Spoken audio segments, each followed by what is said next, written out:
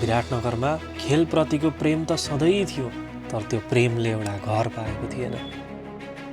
हामीले फुटसल प्रेमीहरूको त्यो छटपटी देख्यौँ र देख्यौँ ती साना बालबालिकाहरूको सपना जसलाई सही प्रशिक्षणको खाँचो थियो।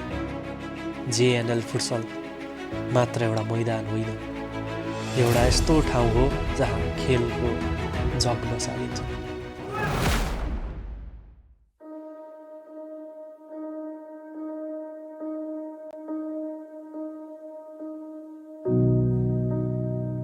सुरुमा हामीले लिगको बारेमा सोच्दाखेरि डर पनि लागेको थियो होइन। एउटा आशा र उत्साह त थियो, तर के टिमहरू आउला, के विराटनगरमा हामीले आशा गरेको 6वटा टिम आउला कि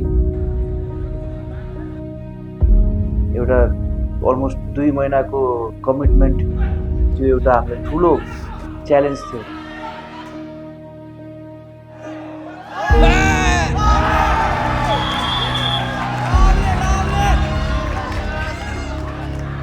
अलमोस्ट 7 to 8 टिम्स थियो।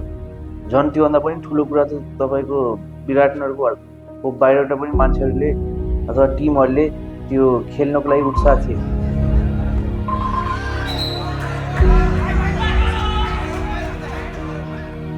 त लास्टमा हाम्रो फर्स्ट सिजनमा 7वटा टिम आउँदाखेरि हामी एकदमै खुसी भएको थियो। त्यो दिन हाम्रो खेल्ने मात्रै होइन, विराटनगरले जितेको थियो होइन। किनभने तपाईँको यहाँ ग्राउन्डमा मान्छेहरूको खचाखच भिड भरिसकेको थियो। So that gave us a lot of hope. As a team captain त म मेरो प्लेयरबाट यही चाहन्छु कि हामी जस्तै लास्ट टाइम त हामीले एउटा पनि गेम नहारिकन सबै गेम जितेर ट्रफी लिएर आएको थियो।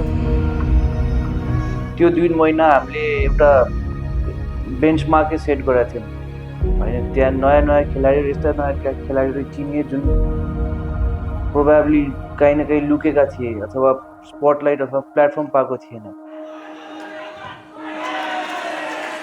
बाहिर धेरै हल्ला चलिरहेको थियो कि यो टिम आउँदैन, यो टिम आउँदैन। हामीलाई डर पनि लागेको थियो। फर्स्ट सिजन गऱ्यौँ, सेकेन्ड सिजनमा टिम झऱ्यो भने बाहिरबाट हेर्दाखेरि लिग कस्तो देखिन्छ। तर हामीले नडराइकन अगाडि बढ्यौँ। एउटा स्पष्ट थियो कि यो लिग भनेको विराटनगर के हो। 6वटा कडा टिमको प्रतिस्पर्धाले देख्यो कि गुणस्तर सङ्ख्यामा होइन, खेलमा हुन्छ।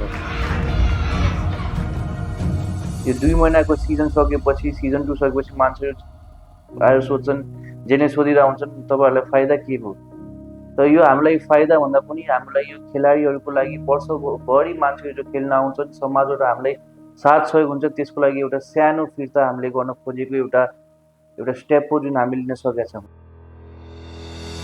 हाम्रो लक्ष्य एउटै छ, विराटनगरको फुटसल कल्चरलाई जगाउने र यहाँको खेलाडीहरूलाई राष्ट्रिय स्तरसम्म पुर्याउने।